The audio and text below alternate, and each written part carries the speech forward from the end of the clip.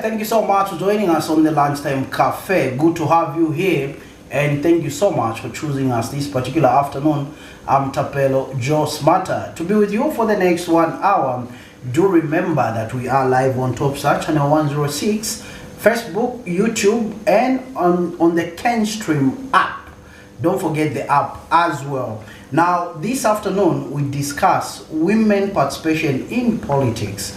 A lot has been said about women participating in politics, and to help me discuss this very important topic, I have on set Madam Zelipa Tsulo, who's going to help us discuss this particular topic. She is an aspiring candidate for the Lumezi parliamentary seat. As you know, the Lumezi parliamentary seat fell vacant after the incumbent independent member of parliament, Munia Zulu, was convicted on seditious practices and serving a jail term. However, that seat is up for grabs, and one brave female candidate is now eyeing the seat. Madam Tsulo, good to see you and welcome. Thank you very much for hosting me, and good afternoon, viewers. Okay, good to have you here. My producers were telling me that this is not the first time you're going for the Lumezi parliamentary seat. Before we even delve into that, just give us a background of who Zelipa Tsulo is.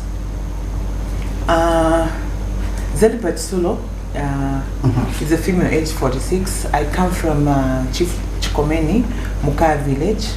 Okay. The Chief Chikomeni who's there now is my brother or my cousin. Okay. And the past chief who's late were brothers with my father. So I come from the royal family of Chief Chikomeni. Okay. Okay. And one would ask, you attempted the Lumezi parliamentary seat as an independent, and this time around you are again contesting for the Lumezi parliamentary seat under this by-election. Let me find out, where do you get the motivation to participate in politics, especially that you are a woman? I became interested in politics from the age of 10 years old. Okay. My father, my late father, Aaron Piri Chitsolo, stood in 1973 as member of parliament in Lundazi, then became Lumezi. And then from there, the time the late president, Rupia Bozanbanda, he's my uncle. Okay. So my father was his campaign manager. The time Rupia Banda became a member of parliament for Minali. So everything was being done from our home, and my father was his campaign manager. Then from there, Rupia Banda went on to be the vice president until the president. So from that tender age, the age of 10, that time I was so in love with the unique regalia, and I got interested into politics. So that's how come I grew up learning politics and how it's done. Up to the time President Rupia Banda became vice president and president, I was in the presidential media team. I was all over the country trying to learn how politics are done. I would attend the conventions and all that, the card renewals and all that. So then over time I started going to our village, because we used to go to our village from the time we were born and the time we grew up. So as I grew up, I got more and more interested, and I thought that it was time for me to come on board and help our people in Lumezi. So up to 2016, 17, 18, 19, so I heightened my campaigns, and then up to 2021, that's when now I stood as an independent member of parliament. So even that, I was not, well, like our colleague was given the adoption certificate from direct from the NEC and all. And then I did some consultations then with the chiefs that we have in Lumezi. So like we had, before we had our chief who's there, Chikomeni, we had Mwase Lundazi. Okay. So I consulted him, I consulted Chief Mwanya, and I consulted Chief Mwase Mpangwe. Okay. So, and then also by then I consulted Uncle Rupia Bozanbanda. So he told me that he had stood as independent in the past, so I should also give it a try and stand as an independent. So after those consultations, that's how come I went independent in 2021. Okay. And how would you rate your performance in 2021? How was your performance? I came number 4. Okay. Yes. There was Munia Zulu, who was the MP, then Pilio Jerry McDonald, and the UPND, and myself. Okay. And looking at your performance in 2021, were you the only female again? We were 3 females. Okay. There was, I think, a lady from Socialist Party, myself, independent, and Pilio Jerry from PF. Okay. Then the 4 were males. Now, coming to this particular by-election, how do you look at it? How do you assess yourself as a female candidate? Maybe let me ask this question. I'm sure you know whom you are contesting against. Yes. Is there a female there? No, I'm the only female for. You are the only female. Seat. Yes. Okay. And amongst the people that are contesting, but you are saying you have a background in Lumezi constituency. Amongst the candidates, are you all from Lumezi constituency?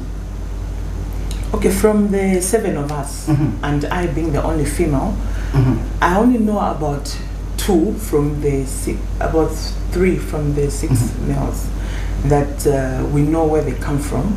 Like one of them comes from within Chomeni, the other one comes from Chief Zumanda, and then the other one comes from Chief Mwanya. So we know where they all come from. Then the others, yes, they have the roots coming from Lumezi, like one of them. But he left, like from Chitungulu. He left 21 years ago, and then people don't know him, they don't remember him. But he comes from there. But the time he left and now, we're talking of 21 years ago, that's a very long time. And we've had chiefs that have died and have been replaced. So even just the people there, they don't know him. Then we have others that say their mother come from there, like one of the DCs. So even the village where he says that it comes from, you find that the roots are not really known. Like I was talking to one of the group headmen that told me no, that we've tried to check for this candidate. We can't find his family, we can't find his roots. Okay. Now let me find out from you. Because we, from experience, we have discovered, noticed, observed that you, the politicians, normally reside in Lusaka or in the urban areas. When an election opportunity arises, you go back to the village, to the rural areas to solicit for votes. However, it has come to our attention that when such happens, you find that even the people that go there to contest do not even have voters cards from that particular constituency they are trying to represent. Now, on behalf of my viewers out there, Madam Zelipat Sulo, do you have a voter's card from Lumezi constituency? Yes, I do. Okay. I'm the only candidate that has a voter's card for Lumezi. In other words, I'm the only candidate among the 7 of us who can vote. I can vote for myself. The rest, they can't vote for themselves because they don't have the voter's card for Lumezi. So you will be able to vote for yourself? I will be the first one to vote for myself. Okay, okay. That's a first, coming from an aspiring member of parliament, knowing that you come from there and you have a voter's card from there. Yes. Okay. Now, moving on, I know you have been exposed, you have traveled, you have been to different constituencies. Why Lumezi? Lumezi is because I'm a princess of Chief Chikomeni, so my roots are there. Those are my people, those are our people. So for me, I have a passion for our people. I have a passion to save Lumezi. I have a passion to help the people of Lumezi. I mean, we literally don't have anything in Lumezi. There's no pharmacy, there's no bakery. I thought you were the member of parliament. We've had members of parliament, but you need to have a passion to save the people. It's not a matter of being there, or maybe you want to make money, and you must have a passion for the people. You must be able to see even the basics. Those are the things that people should have. Okay. I mean, we have chiefdoms which people don't have water, really. And then like in Chief Mwasem Pangwe, there's only one borehole there at the palace. Okay. So she was saying, that was last month when I was with her, so she was saying this water by 12 o'clock, it becomes muddy water.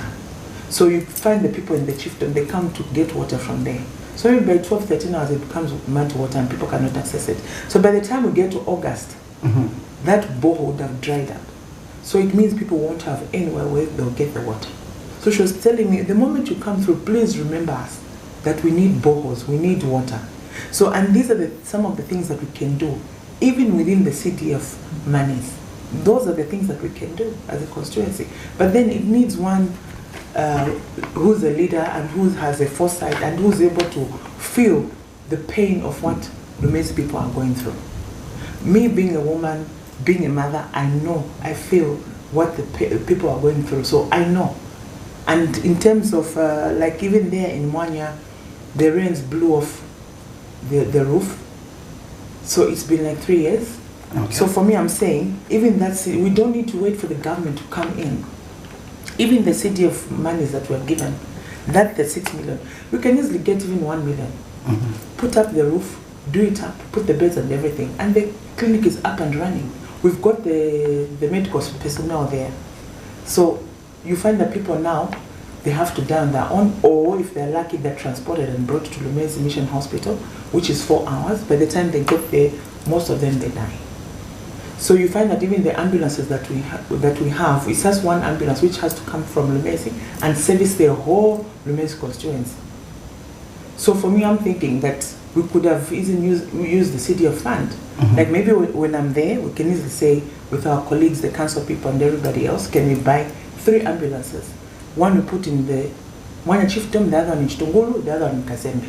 So that even if they have emergencies, they have to bring people to Lumezi Mission Hospital, they can easily get into an ambulance which already has oxygen and they're able to breathe and they get to the hospital. So there's so many challenges really in Lumezi, and I have that passion for Lumezi because I see these things, I felt the pain, I know what is going on.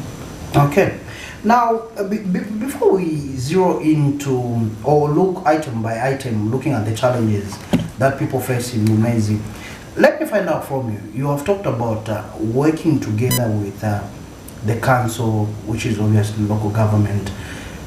What sort of leadership style are you bringing to Lumezi constituency in an event that you are elected member of parliament? What sort of leadership are we looking at here?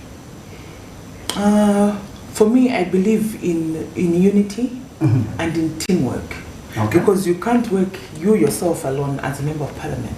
So in this instance, it means you bring all the stakeholders together. Like the council, which is the local government, the council chairperson there is from PF and all, but it doesn't matter. Whether this one is from this political party and all, you are one people. You are one unit, one team. So you bring everybody together and say, hey, these are the problems that we're facing. These are the challenges that our people have. Why can't we do this? Why can't we suggest we do this? Because like, it becomes a challenge, like if you're a member of parliament and you don't get along with anybody and everybody. So like our previous MP, I mean, he was fighting with everybody. We were fighting with the councillors, we were fighting with everybody. So that way, who's suffering? It's not them that are suffering. It's the people of Lumezi that are suffering. So for me, I would love to sit together with everybody. Regardless of political affiliation. It doesn't matter. It's to bring everybody together. Because we are one people and we have one goal at the end of the day, which is to save the people of Lumezi and to make sure that development is also is brought into Lumezi. So I'll bring everybody together. That's the first thing that we'll do, and then just brainstorm and just see which ones are the emergencies that we have in Lumezi. Okay. How do we tackle the emergencies that we have in Lumezi? Because each chiefdom is very unique. They're similar, but very unique. So you find that maybe one chiefdom, they have an emergency of a clinic. The other chiefdom, they have an emergency of water. The other chiefdom, they have an emergency of maybe roads and all that. So we need to look at the priorities. What are the priorities in terms of health and in terms of water? Those are very cardinal for me.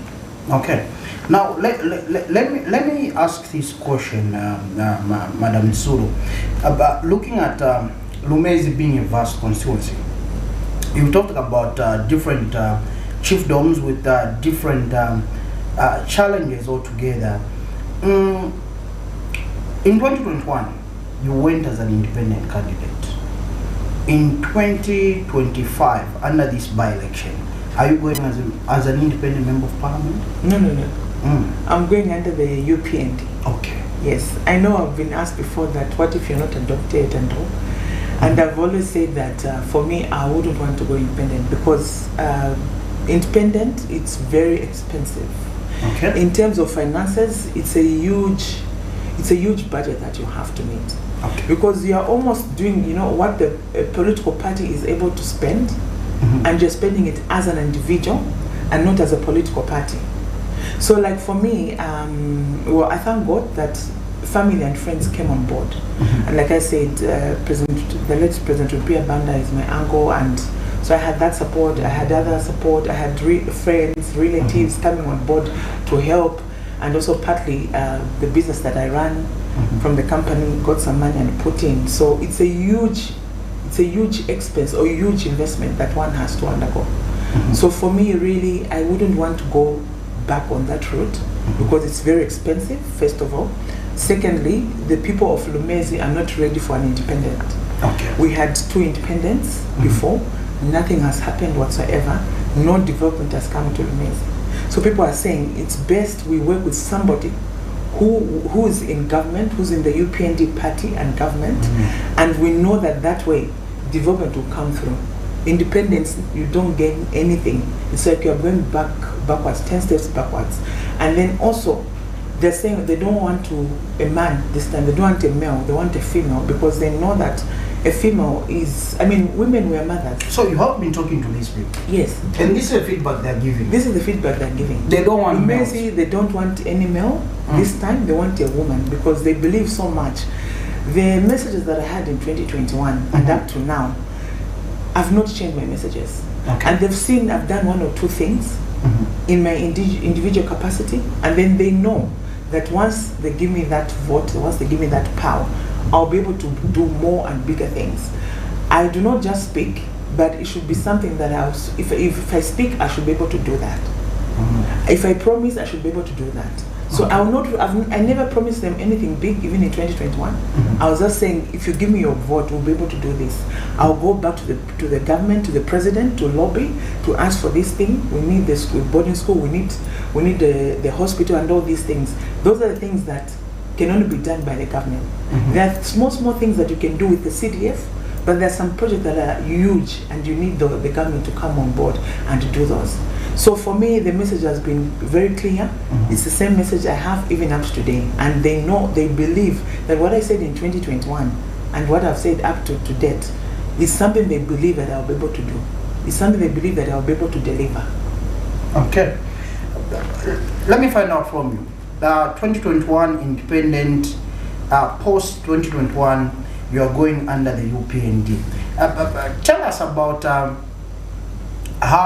when you fell in love with the UPND. How does your love story begin with the UPND? I got my membership card 7 years ago. Under the UPND? Yes. Okay. And then the time I stood in 2021, like I said, we already had somebody who was given an adoption certificate. And then so at that moment I went independent. Then immediately after that, we went to the Chipata High Court to petition Munia's election because we knew that Munia won fraudulently, and then also the fact that he didn't have a grade 12 certificate, he didn't qualify. So I had that evidence. Okay. And then Pilira Jerry from PF, she also had her own lawyer and the party.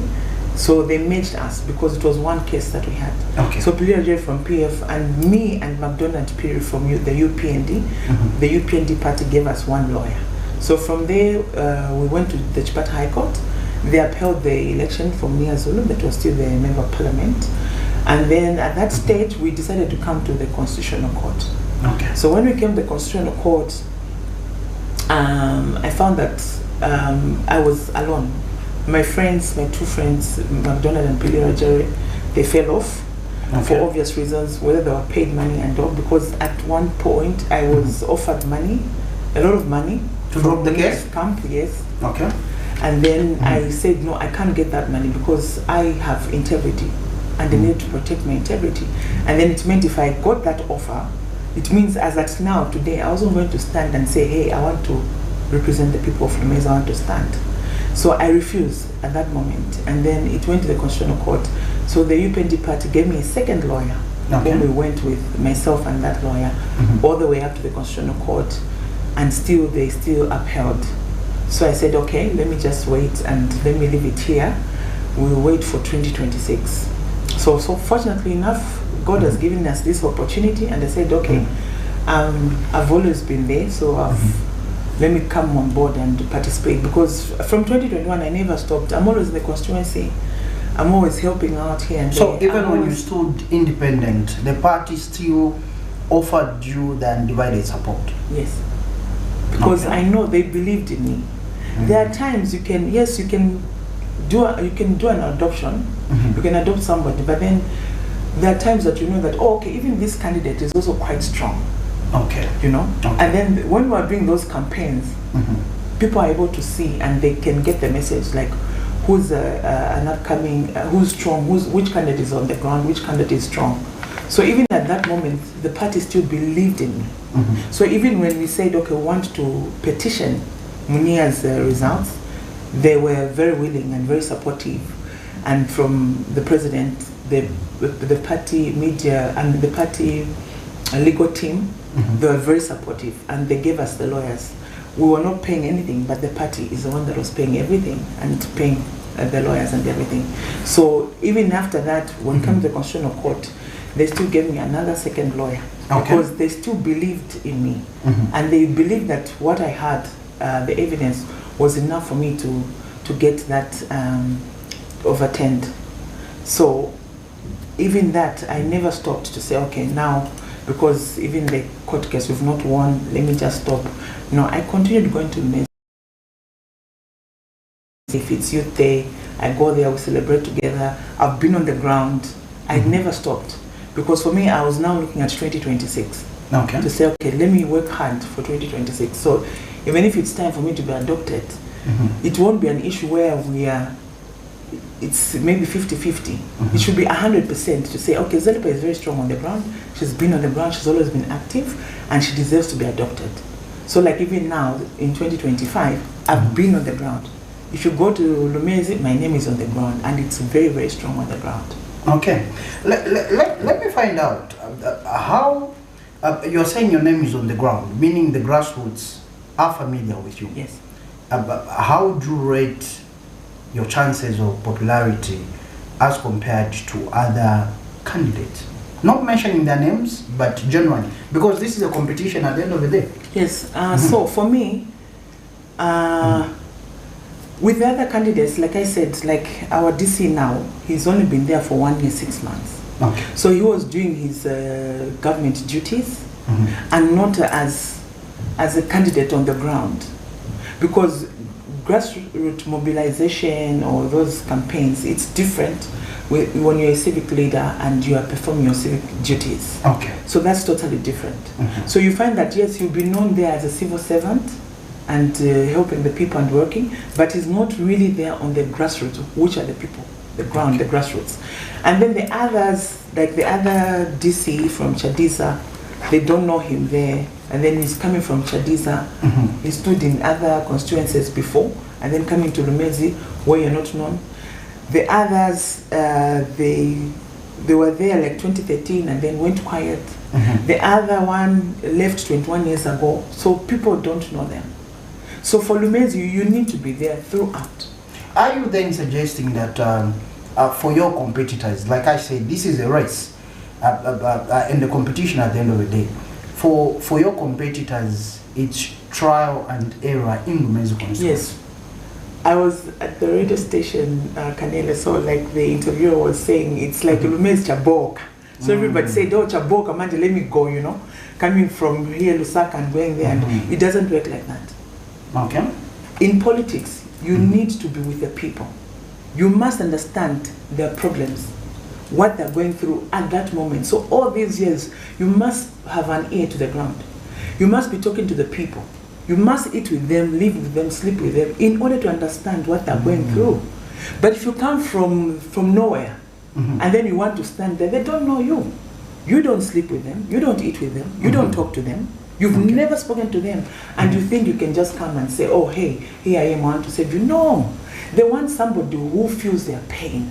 They want somebody who's been with them throughout. They want somebody they've slept with on the floor. And somebody they've eaten with together, whatever food they cook. Whether the food is good cooking or not, you eat with them. And that's what they're looking for. Okay. They're not looking for somebody whom they don't know, whom they've not eaten with, they've not slept with. They're not looking for that. They want somebody who lives exactly like they live. And that's me. When I'm there, I'm part of them. I live with them, I sleep on the floor everywhere. I've been everywhere, to the valley, to the plateau. I've lived with them. So that's exactly what they're looking for.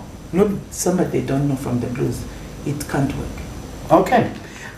Let's begin to look at some of the challenges in Lumezi, or where are you going to focus your attention to? We have the free education policy that your party has introduced, Madam Tsulo, which has been received overwhelmingly by members of citizens of this particular great country called Zambia. In Lumezi, how many schools do you have, and how are you going to ensure that residents in Lumezi constituency appreciate the free education policy from the UPND? Okay, the schools are there. They are quite, almost all the chiefdoms, they have schools. Okay. But because most of the children, they come from faraway places, okay, and then they start renting for spaces even within the villages where the schools are. Okay. So what we need, I should say, in almost all the chiefdoms are boarding schools. At least where we have, where the girls and the boys, when they come in those schools, they're able to have a decent shelter, okay, where they can live and just concentrate on the studies. So boarding schools are needed everywhere. In terms of it being free education, it is something that the people of Lumezi have greatly appreciated, because in the past they couldn't afford to pay the school fees. Okay. Not everybody would afford, but now because it's free education, you find all the children are now being taken to school, they're going to school. Okay. So all they're doing is maybe to buy a pair of shoes and a uniform, but it's free education, and that they're so grateful. And then apart from that, when the children finish grade 12, they are taken, they go to tertiary education, others are doing trades here and there, and the CDA fund is where it's coming in and helping.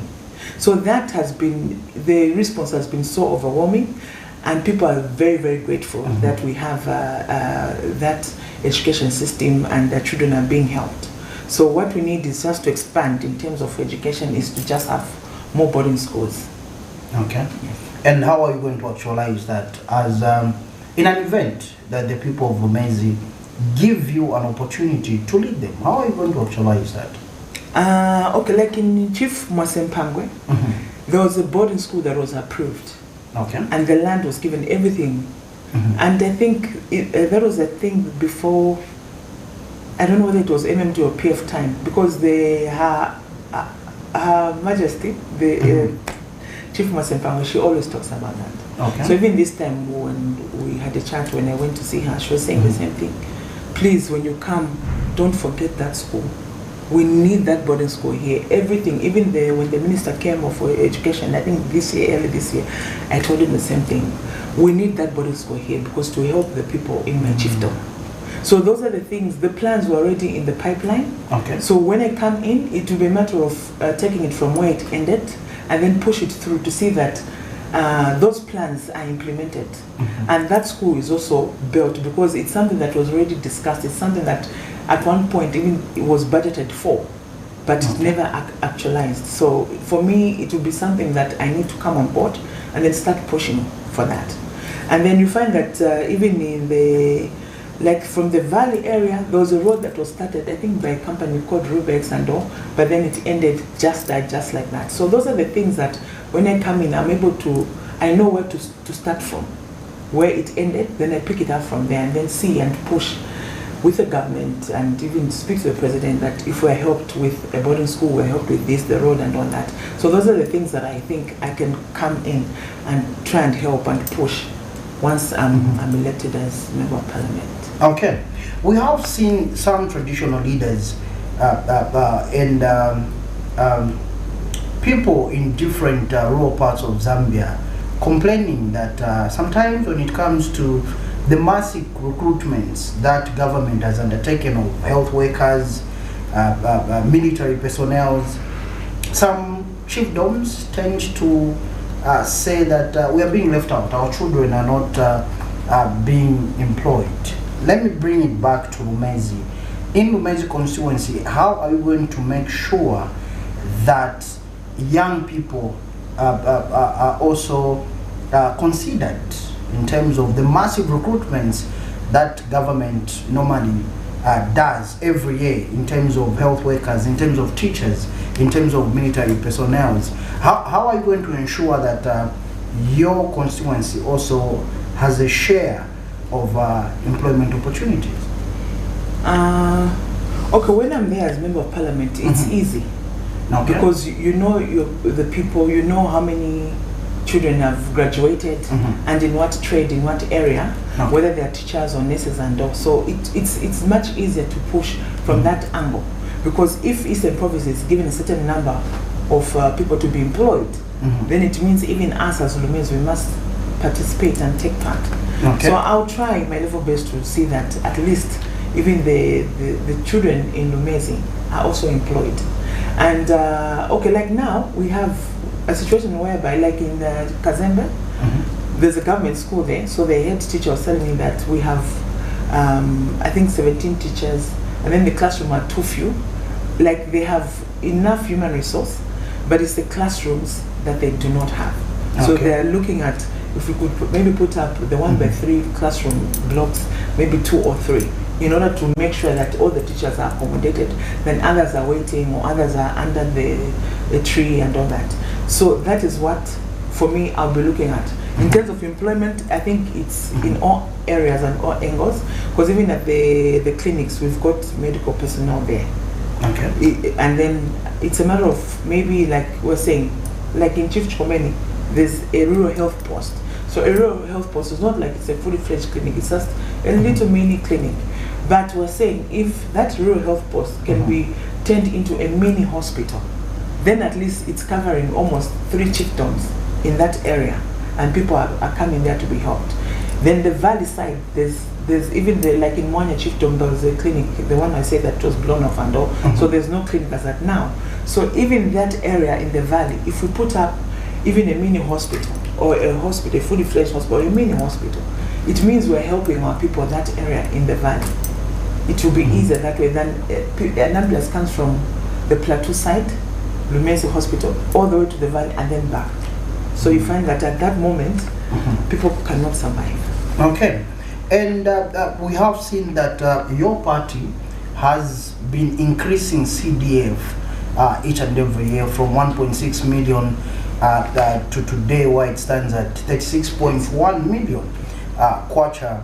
Let me find out, how are you going to use your role as a member of parliament to push for developmental activities in your constituency by taking advantage of the constituency development funds? 36.1 million, that's a lot of money. It is.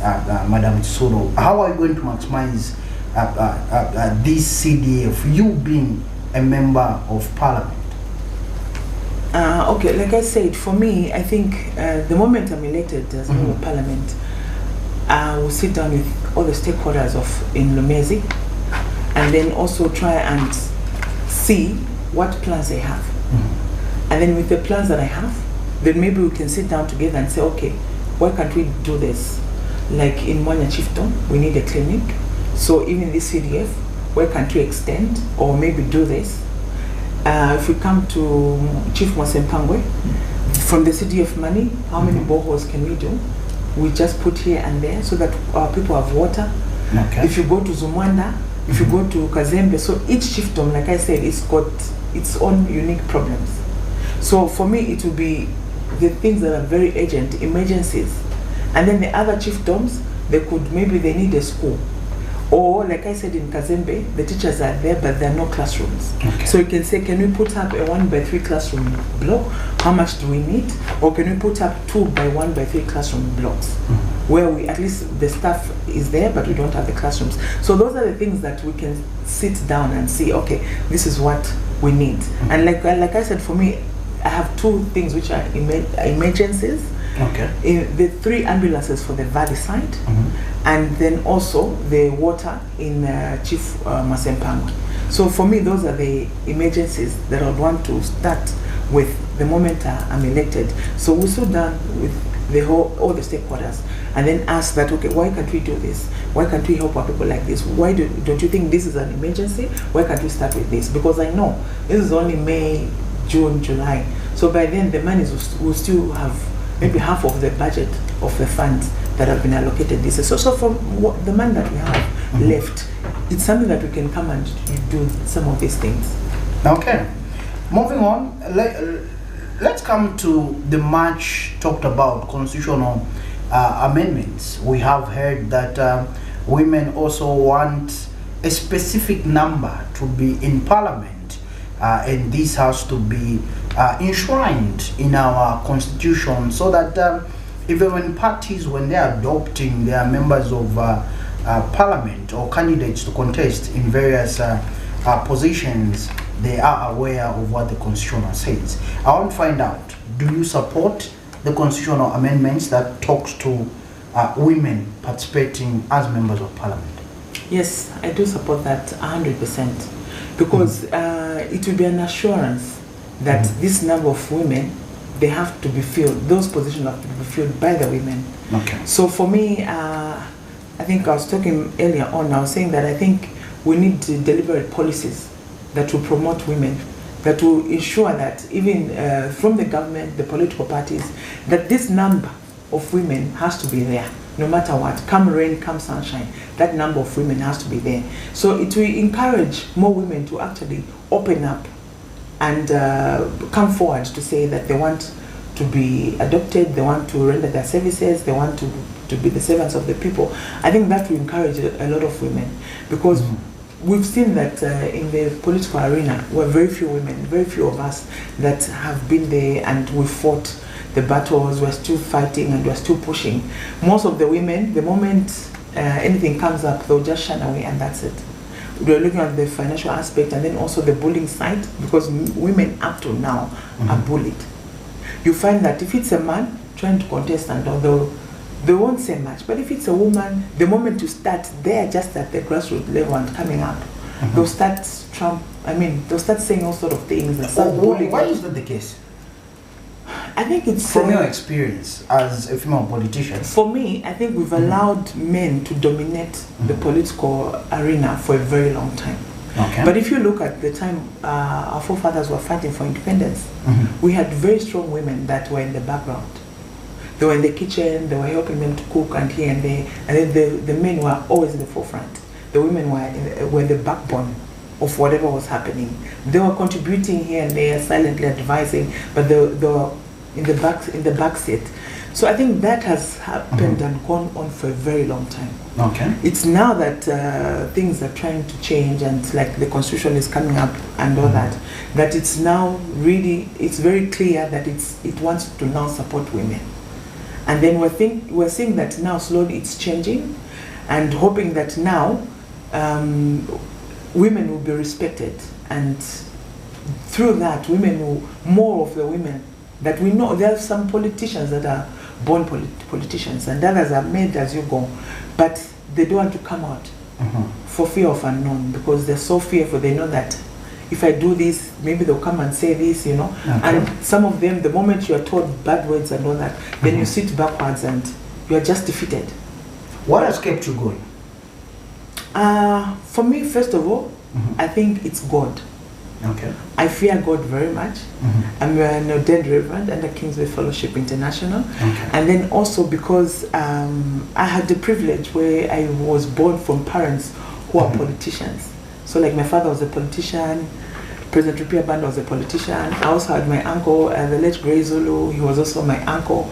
So for me, I grew up surrounded with politicians. And so you were born into politics? Yes. So for me, it has kept me going, because I know where I'm coming from. Because from the age of 10, I grew up like that, and I was being built and, you know, and being nurtured by my parents. Okay. My uncle was Rupia Banda, and so I learned a lot. And then that for me, it doesn't shake me, it doesn't push me. Even if the men, they come and they try to bully me, they can't bully me because I know where I'm standing and I know what I've gone through to be where I am. I know that I've built my political career to be where I am, so nothing shakes me. Okay, fantastic. Now, let me come to your spiritual aspect. You are saying you are a Christian and an ordained reverend for that matter. Yes.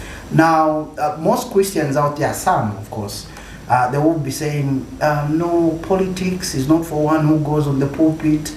Politics is not for Christians. Ours is to pray and fast and leave politics to those that want to do politics. But let me find out, what's the importance of Christians involving themselves in politics? What's the importance? Because politics are there in the Bible. And as Christians, we are the light of the world. Okay. So the light of the world has to go out there and shine. So we need to go into these politics. And that light that is in us, it should shine in the politics. Meaning, we are good shepherds and we are the ones that can bring the light, the gospel to the people through our words and through our deeds. Because if you feel the pain of what people are going through and you say, God, please help me to help the people of Lumezi, then it means when you are given that position, you will not abuse it as a Christian. Okay. Because you are fearing God first of all. And then you are fearing that, hey, this is not my money, this is not whatever it is. God is the one that has put you there, and God has put you there to help the people. So as a Christian, you must go there because you are the light of the world. And that light must shine. So people should see an example in you. People should know that, okay, yes, truly this one is a Christian. Because if you're able to feel the pain which people are going through, and so even if you're given the responsibility with that money and all, you'll be able to use that money on the people. Because that's what God is sending you to do. You will not use that money and pocket it and eat it and stay in Osaka and never go to Australia. No, you'll be able to use that money for what God has intended it to be used for, through the government.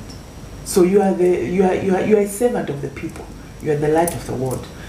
We've been talking about this for a very long time. Even the whole of last year, even the groups that I belong to, we've been praying that let Christians come out. Because if we have a lot of Christians, even in parliament, then things are going to move. Things are going to be smooth. Because we fear God first of all, and then we fear man. Man comes a second. So whatever we are sent to do, we'll do it diligently, wholeheartedly. So I would really encourage that let the Christians come out in numbers. 2026, there's still time between now and 2026. Let them come out and fill up the positions. Let them come out and render themselves to serve the people. Okay. Before we let you go, the people of Lumezi constituency are currently watching you right now. And the largest constituency, the Zambian people, are currently watching. Your party, the UPND, are tuned in, obviously, monitoring this particular program. What could be your message to the people of Lumezi, the people of Zambia, and your party, and maybe to an extent, your contenders in this particular race? What could be your word as we let you go? Okay, so for me, let me start with the contenders. Okay. All of them are my brothers. I mean, I do speak to them, even on phone and all that. We greet each other. Some of them we've been together for some time. So to me, we're one big family as a UPND. And then for me, I think they needed enough time to come on the ground so that people know them and they sell themselves and all that. Coming on the 11th hour, it's very difficult for people to buy in or believe in what your plans are. Okay. So maybe they could they could be a little bit patient and then also look at other angles or other avenues for maybe 2026 and thereon. But they should be on the ground. That's what I can say. They should always be on the ground. They need to be on the ground with the grassroots. Let people know them from that angle. Let them be on the ground from that angle. So if you want to save, you should have a base, start from somewhere. Not just from the blues. You want to squeeze yourself into that. I think it doesn't work like that. Okay. And then for me, I think I was saying, if I knew that somebody was very strong from among all of us, I would have just backed off and said, I think it's their time. Okay. Let me maybe try 20 or the years to come. That's what I could have done, because they know that Zelipa is very strong on the ground. So I don't know whether they're trying their luck or something. So amongst them, there's no match for you? There's no match at all. Okay. And I said even last time that if any of the males were to be adopted, I think the chances would be very slim for us as UPND to get the seat. But if I'm adopted, I know 100% we'll win with a landslide victory in Lumezi. Even if the opposition come? Even if the opposition come, because even the other people in the opposition, like I know for PF, I was talking to one of the candidates there, and he gave me the names, and then all 6 of them, even them, they're all males. And then if I look at all the 6 of them, nobody can match with me. Okay. Nobody can match with me. But before I let you go, what makes you unique? Maybe let me ask that question for the sake of my viewers. What makes you unique? Because it seems like within the party UPND, you are a bulldozer. Again, when you go to the opposition, there's no match for you. What makes you unique?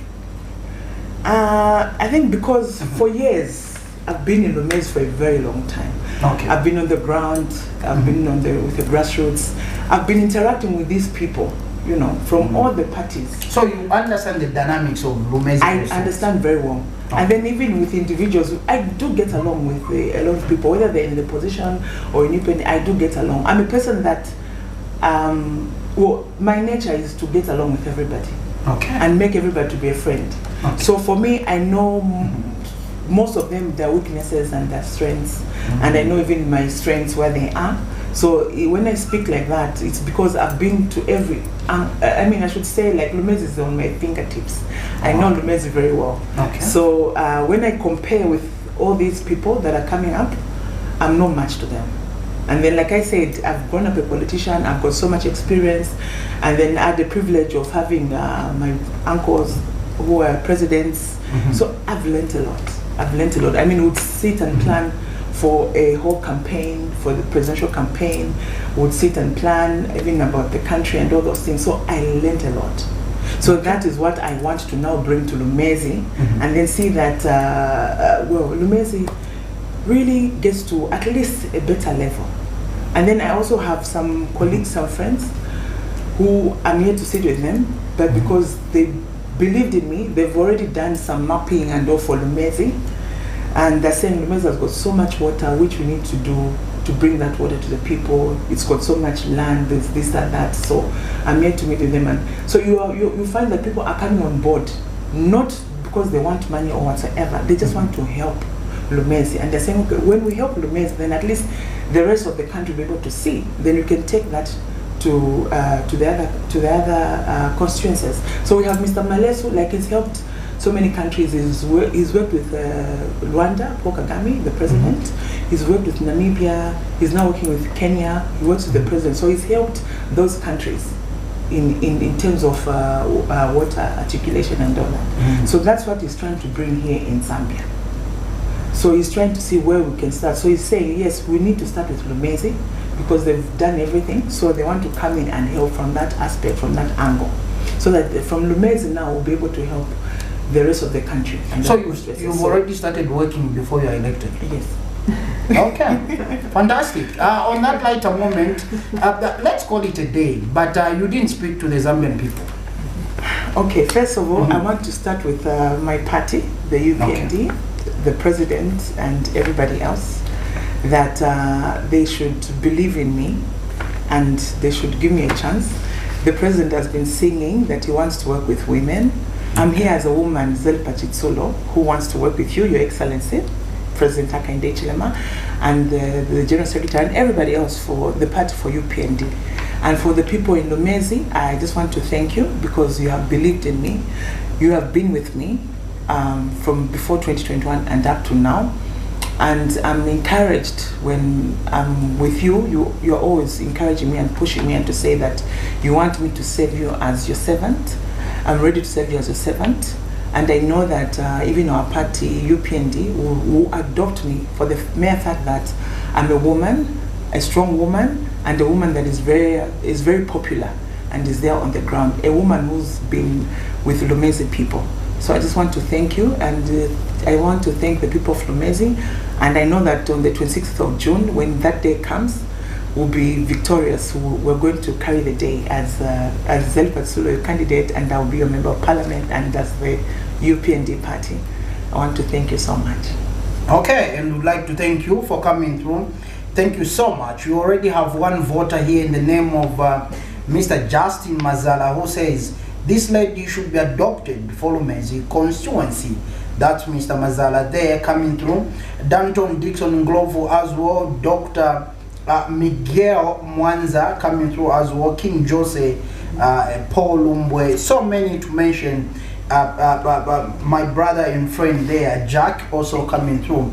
Thank you so much for having joined us, and thank you for coming through. We can only wish you all the best as you continue on this journey in Lumezi constituency. All the best. For hosting me. Thank you to the viewers. Okay, there you have it, ladies and gentlemen. At least we had a woman for a change on this particular program, seeing that the president has been saying that women should be given an opportunity to serve, and they are appearing on TV, meaning that they are taking this directive from the president seriously. I have been your host, Tapelo Joe Smarter is my name. On behalf of my guest and my director upstairs, we'll see you when you see us. Good afternoon.